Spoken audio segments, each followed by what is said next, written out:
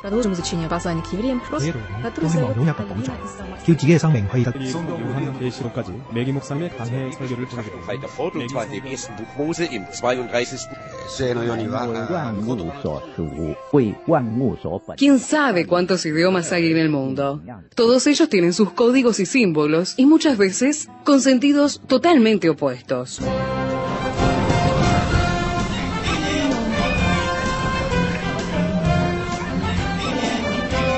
Jungla semántica. Para descifrar las palabras, para entender su raíz, para saber de qué hablamos. Jungla semántica. Nos lidera en esta expedición el profesor Héctor Leites.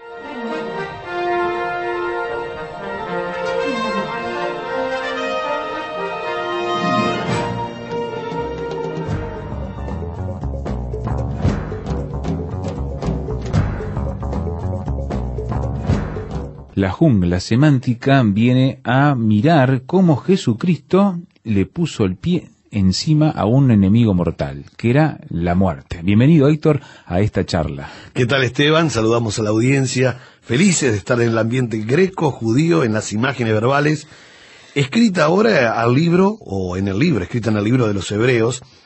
El escritor, Esteban, en este versículo 14, estamos en Hebreos 2:14, literalmente hay una palabra muy fuerte, porque por medio de la muerte, él destruye no solo la muerte, sino el que tiene el poder de la muerte eterna en ese momento, que es el enemigo. Mirá. Por eso en 2:14 dice, así que, por cuanto los hijos participaron de carne y sangre, él también participó de lo mismo, para destruir por medio de la muerte al que tenía el imperio de la muerte, esto es, al diablo. Ahora, aquí hay dos o tres palabras que a mí me llaman la atención. Primero, dice que tenía que participar de carne y sangre. Habíamos visto esto en programas pasados, pero es bueno por lo menos recordar a los oyentes que si Jesucristo no se hacía verdadera carne y verdadera sangre, entonces no nos podía representar. Claro, entiendo. Eso es algo muy importante, ver a Jesucristo siempre como verdadero Dios y como verdadero hombre. Y algo que nos alienta mucho, nos inspira mucho, es el hecho de que él, todo lo que pasó, lo que vivió, realmente era como hombre. No se aprovechó de que era Dios para resistir al enemigo, para vivir una vida consecuente a la obediencia del Padre. No fue algo simbólico, fue algo real. Claro, claro. Y hay que tener cuidado porque a veces en algunos comentarios de libros hablan de que Jesucristo no fue tentado, fue probado. Claro, entiendo. Eso es muy peligroso, porque ellos, los comentarios intentan decir algo que es una premisa por la mitad. Ellos dicen, Jesucristo no fue tentado, fue probado por causa que él no podía pecar. Y esto es, en alguna manera, una mentira, porque no es que no podía pecar, decidió no pecar. Es diferente. Es muy diferente, porque Jesucristo es nuestro verdadero ejemplo de vida, nuestro representante y a quien nosotros podemos imitar, por cuanto él fue carne y sangre también, pero no pecó. Esa es la premisa número uno de Jesucristo como hombre, no pecó. Y aquí el versículo justamente dice que por cuanto los hijos participaron de carne y de sangre, él también participó de lo mismo. Aquí está justamente la clave, se hizo hombre. Sí. Ahora, dice, para destruir, y ese para es justamente uno de los propósitos muy importantes de lo que es el plan de Cristo, el propósito de Cristo, y cuál es realmente la parte que desempeña Cristo en el plan de salvación. Y uno de los puntos era para destruir por medio de la muerte. Es interesante por medio de la muerte, que aquí se utiliza la palabra muerte física, thanatos, que nosotros mereceríamos, lo llevaba a él, la muerte física, ¿no? Nosotros tenemos que definir muy bien, a veces las diferentes palabras para muerte, Esteban. Tenemos la palabra necros, que ahí sale la palabra necrología. Sí. Tenemos la palabra thanatos, que es la palabra muerte física, mayormente a veces indica otra muerte. Y la palabra aposnesco, que es otra muerte, que es física y espiritual. Aquí tenemos que Jesucristo tenía que morir. O sea, muerte física. Era parte del plan. Era parte del plan. Cuando él está con esto de la parte del plan de morir, es cuando le va a dar el golpe en la cabeza que había dicho Génesis capítulo 3. Ah, bien. Entonces, ahí es el golpe. El golpe justamente en la cabeza al enemigo, a Satanás, a la serpiente antigua. Él iba a tener una herida simplemente en el calcañar, porque la muerte de Cristo no fue cesación de vida, sino fue simplemente para seguir viviendo eternamente, por causa que él era Dios también. Entonces, él tenía que participar, ser exactamente igual a nosotros en esto de la muerte. Una palabra que me gustaría que los oyentes la tuvieran presente es que dice que participó. La palabra participó, que es el verbo metesgen, no solamente es que participó en sí. Metesgen quiere decir que tenía que ser exactamente igual a nosotros. Por eso, en carne, sangre, emociones, sentimientos, libre albedrío, alegrarse, ponerse triste y recibir todas las problemáticas de la vida. Estando en esta sociedad, iba a recibir las tentaciones también. La palabra destruir, porque dice para destruir por medio de la muerte, es un verbo que es katargexe. Bien. Este destruir es destruir legalmente y totalmente. Porque uno puede destruir, imaginemos que vos me das un papel que está escrito, y yo digo, lo voy a destruir. Y entonces lo corto en pedacitos y lo tiro. No lo destruí totalmente. Está todavía en papel. Claro. Tal vez que si alguien lo arma, tipo rompecabezas, puede saber lo que dice.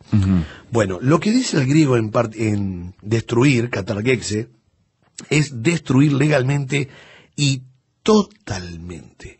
O sea, es como una anulación de un documento. Anula totalmente. Por eso cuando nosotros hablamos de Jesucristo venciendo al enemigo en la cruz, muchos a veces me preguntan, Héctor, si lo venció legalmente y totalmente, ¿cómo es posible que todavía el enemigo esté haciendo algunas macanas? Claro. Bueno, lo que nosotros tenemos que entender, que él recibió el cedulón de lanzamiento legalmente y oficialmente. Y pronto vendrá el camión del desalojo. Entiendo. Cuando él venga, viene el camión de desalojo. Entonces, lo que él recibió fue el cedulón. Él está destruido.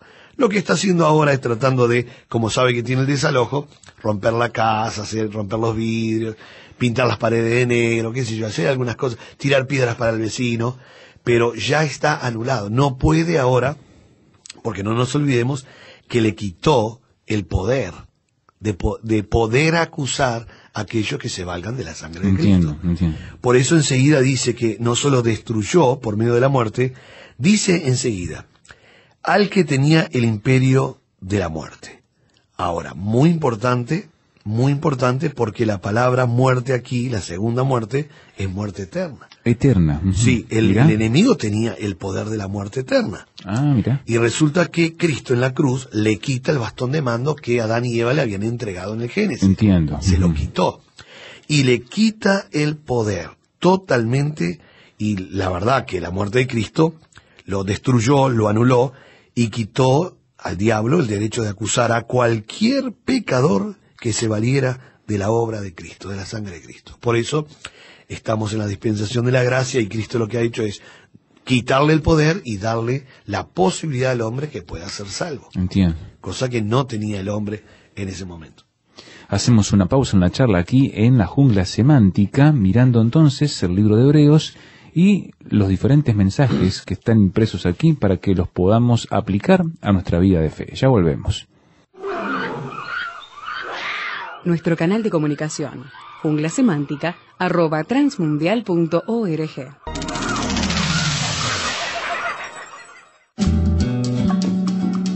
Para conocer más acerca del proyecto ANA y Mujeres de Esperanza, visítanos en nuestra página www.proyectoana.org. Allí encontrarás noticias, testimonios, poemas y artículos de interés para nosotras las mujeres. Visítanos.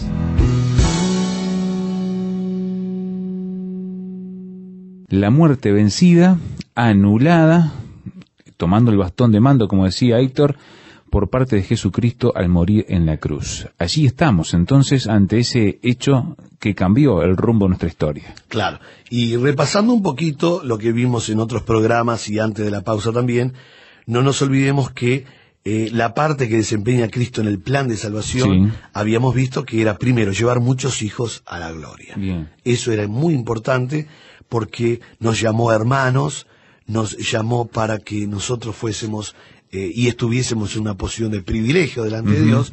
Y ahora el segundo punto que vemos en el plan que desempeñaba Cristo o desempeñaba Cristo en el plan es destruir al diablo. Entonces estamos hablando que destruir es catargexe, es anular legalmente, totalmente, o sea que el enemigo recibió el cedulón de lanzamiento y pronto vendrá el camión de desalojo y lo sacará. Claro. Pero ya está anulado, no tiene poder. No nos olvidemos que además de anular y destruir y quitar el poder, también una de las cosas que hace Cristo es darle poder a la iglesia. Por eso la Biblia dice que el que está con nosotros, con cada uno de los cristianos, es superior que el que está en el mundo. Obviamente nuestra posición es una posición de privilegio. No entiendo a veces por qué algunos creyentes tienen miedo a la obra de Satanás, a los demonios y a todas estas cosas que inclusive hacen cosas para tratar de cubrirse, o no logro entender porque la Biblia no lo dice, nos enseña que nos ha dado una posición realmente de privilegio al ser hijos de Dios. Eso debería cambiar el enfoque en que muchas veces practicamos y vivimos la fe. Sí, exactamente. Deberíamos tener una confianza plena de quién es realmente el que está con nosotros todos los días hasta el fin del mundo. A veces parece que los cristianos tienen más miedo que victoria en su vida por ese tipo de circunstancias. Bueno, sí, Esteban, yo he estudiado el tema con celeridad sobre el tema de la guerra espiritual, la mal llamada guerra espiritual en estos días, y me he dado cuenta que justamente la posición de Cristo frente al enemigo es la que nos hace tener una posición de victoria frente al enemigo hoy. O sea que yo no debería hacer guerra espiritual, no debería andar dando vuelta a la manzana, tirando aceite y muchas cosas que a veces se hacen. Claro. Simplemente hacer lo que hizo Cristo. En Colosenses 2:15, ahí se nos enseña cuál es la posición de Cristo frente al enemigo. Y dice que despojó a las autoridades. Ahora, como el verbo despojó es el verbo griego participio apekdusámenos, y es un participio de la voz media, que el verbo actúa, o sea, el sujeto ejecuta la acción y a su vez la recibe, porque es voz media. No existe en el español voz media, tenemos voz activa y voz pasiva. Pero en el griego hay voz media, y la voz media quiere decir que el verbo es de ida y vuelta. Claro. Quiere decir que Jesucristo despojó a las autoridades, despojándose de sus tontas y estúpidas pretensiones que quería el enemigo, frustrar el plan de salvación. Por lo tanto, cuando hablamos de guerra espiritual, deberíamos utilizar el mismo sistema que utilizó Cristo, no escuchar las estúpidas pretensiones que quiere el enemigo, frustrar el plan de salvación o hacernos pecar o hacernos salir del plan de Dios. En esa adjetivación se refiere entonces el texto. Sí, no, es que exactamente es el durísima, verbo, el verbo en Colosenses 2:15 es exactamente un participio presente activo, genitivo, singular masculino. ¿Qué quiere decir? Está en la voz media inclusive, ¿no? Participio presente de la voz media.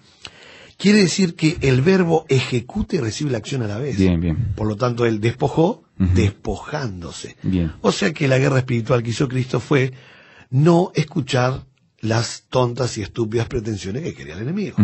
Por lo tanto, la guerra espiritual de hoy, Esteban y oyentes, ¿saben cuál sería? Obediencia a nuestro buen Dios. Se resumiría ahí. Se resumiría. Santidad y obediencia a la palabra de Dios, no tendríamos ningún problema. Eso es lo que nos está pidiendo. Ahora, volviendo entonces a la obra de Cristo, que no solo despojó a las autoridades con la muerte, sino destruyó al que tenía el imperio de la muerte eterna. Esto es el diablo. Qué tremendo ese término, el imperio de la muerte eterna. El imperio de la muerte eterna. La palabra muerte aquí es muerte eterna. Justamente, paradójicamente, quita muerte eterna para dar vida eterna. Por eso, Esteban, ¿cómo nos vamos a hablar de la obra de Cristo? Yo no invierto, y los oyentes deben saber, no invierto ni un solo minuto para hablar del diablo. Pero ni un solo minuto. solo para decir que el diablo está destruido. Pero no invierto, yo invierto mi vida en hablar de Cristo. A veces me dicen algunos, Héctor, no atás al hombre fuerte de Montevideo. Y yo me sonrío realmente cuando me dicen eso, porque yo no ato a nadie, yo suelto a Cristo. Porque si el Hijo os libertare, seréis verdaderamente libres.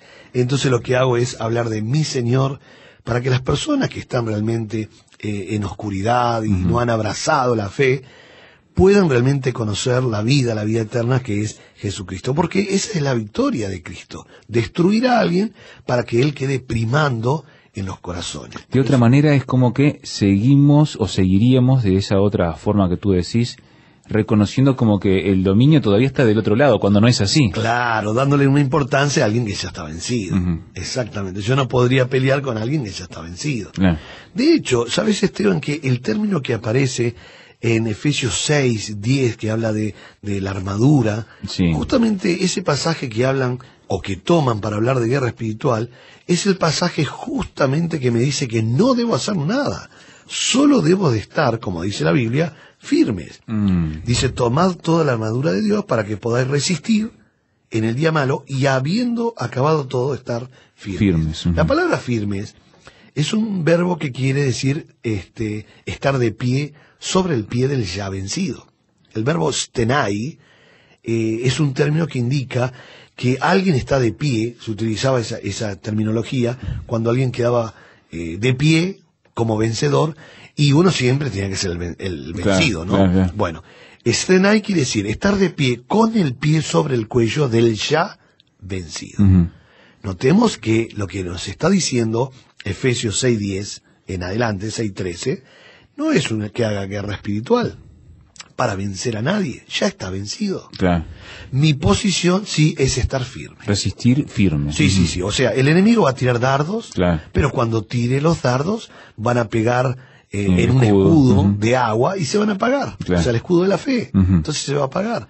¿Sabes qué? Los romanos inventaron las flechas, los dardos encendidos, pero no para matar.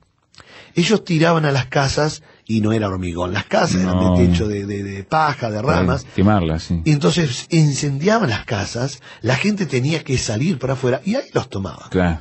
Entonces el enemigo va a tirar dardos a ver qué reacción tomo yo, si salgo disparando. Yo siempre digo, el diablo anda como león rugiente, ¿no?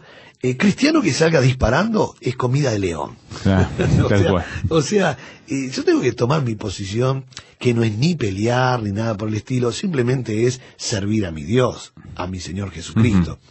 Y el enemigo tirará dardos, hablándome y poniéndome situaciones para que mi fe quede debilitada, pero yo tengo un escudo que es de la fe.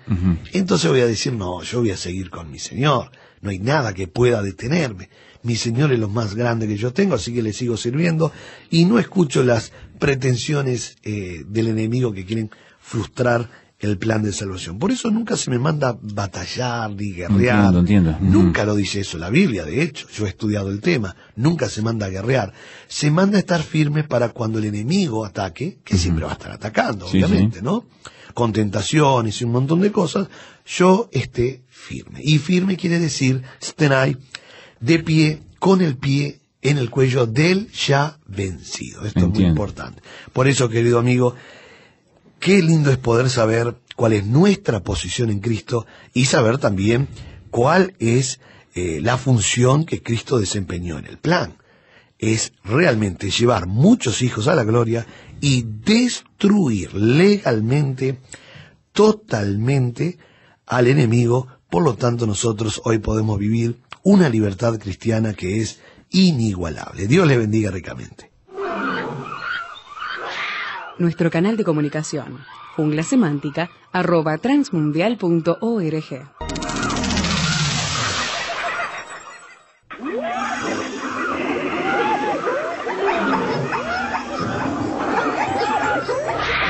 Hoy termina esta etapa de la expedición, pero lo esperamos en el próximo programa para adentrarnos en la jungla semántica. Jungla Semántica es una producción del Seminario Bíblico de Fe y Radio Transmundial. Jungla Semántica.